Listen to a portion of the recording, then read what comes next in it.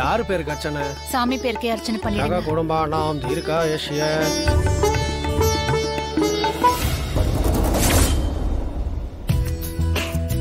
தனா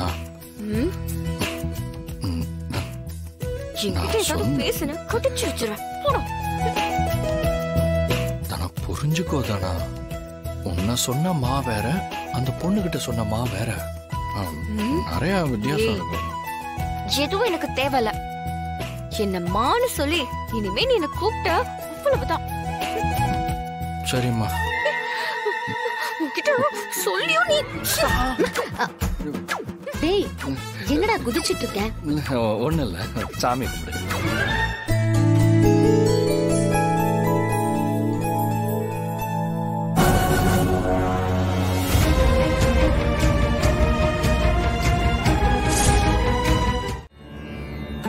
முடிஞ்ச பிரச்சனைக்கு நன்றி சொல்லவும், இனி உன் குடும்பத்துல எந்த பிரச்சனையும் வரக்கூடாதுன்னு வேண்டிக்கத்தானே வந்திருக்க.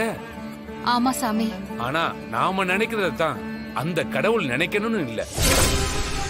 உங்க குடும்பத்துல உள்ள உறவுக்குள்ள இன்னும் பிரச்சனைகள் தலதூக்க போகுது.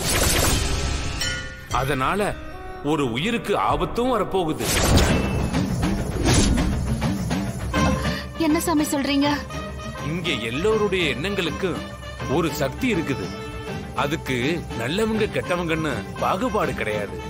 உன் குடும்பத்தை அழிக்க கல்யாணமே பண்ணிக்காம ஒருத்தி பல வருஷமா தவம் இருக்கா. அவளோட கோபமும் சாபமும் உன் குடும்பத்துக்கு ஆபத்தா வந்து நிக்க போகுது. சாமி, புவனேஸ்வரின்னு ஒருத்தவங்க, அவங்க வாழ்க்கையில கல்யாணம் நடக்காம போனதுக்கு எங்க குடும்பம் தான் காரணம்னு தப்பா நினைச்சு எங்களை பழிவாங்க நினைக்கிறாங்க. ஆனா மனசறிஞ்சு எங்க குடும்பத்துல யாரும் அவளுக்கு துரோகம் பண்ணல சாமி. அத அவ நம்பல இல்லையா? உங்க குடும்பத்தை பழிவாங்குற வரைக்கும் அவ ஓய போறதே இல்ல. நீ பயப்படாத. கெட்டவங்களை அழிக்கணும்னு நினைக்கிற எண்ணத்துக்கு சக்தி இருந்தா மத்தவங்களை வாழ வைக்க நினைக்கிறவங்களோட எண்ணத்துக்கும் சக்தி இருக்கும். அதுக்கு தெய்வத்தோட துணையும் இருக்கும்.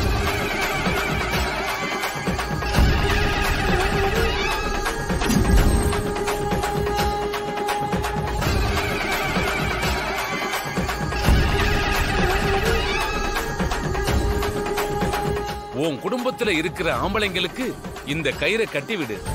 அவங்களுக்கு எந்த ஆபத்தும் வராம இந்த கயிறு பாத்துக்கும்.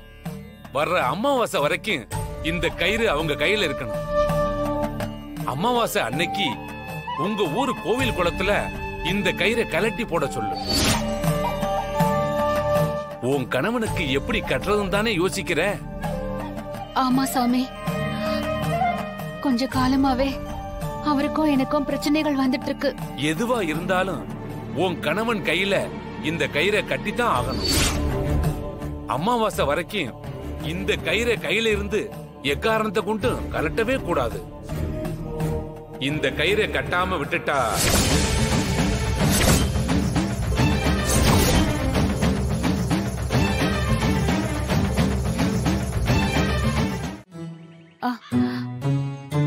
மாயா.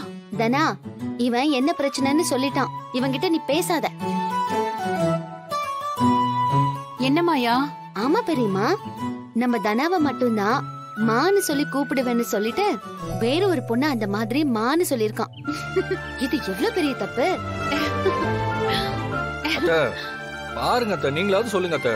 யாரு சொன்னாலும் சரி, நான் உன்கிட்ட பேசவே மாட்டேன்.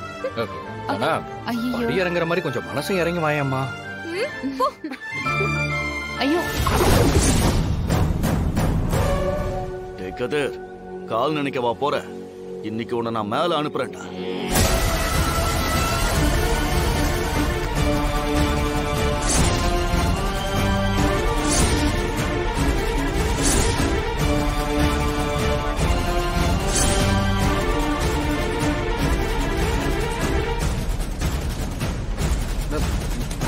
என்னாச்சு? ஸ்டெப்ஸ் எல்லாம் வழுக்குது. உள்ள விழுந்துட்டா என்ன பண்றது? மாயா, இங்க வரவங்க எல்லாம் வழுக்கி விழுந்துகிட்டா இருக்காங்க. யாரும் ரொம்ப நடிக்க வேண்டாம்னு சொல்லு. ஏய் ரொம்ப நடிக்க வேண்டாம்ப்பா. கேக்குது. தனா, உனக்கு ஸ்விம்மிங் தெரியும் தானே? மாயா, அதெல்லாம் இப்போ நல்லாவே தெரியும். பேட்மிண்டன் பிராக்டிஸ்ல கோச் எனக்கு எல்லாத்தையும் சொல்லி கொடுத்தாங்க. சூப்பர்.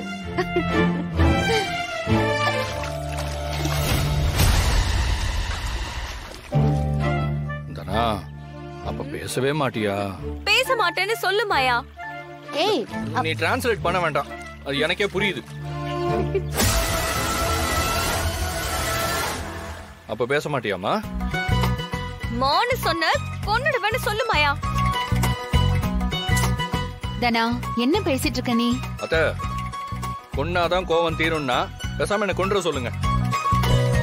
டேய், கோவில்ல வந்து என்னடா பேசிட்டு இருக்க? அபசகுணமா, சும்மா இருங்க. இல்ல அத்த, அப்பதான் அவ கோவம் குறையும்னா இதே குளத்துல என்ன பிடிச்சி தள்ளி விட்டு சொல்லுங்க.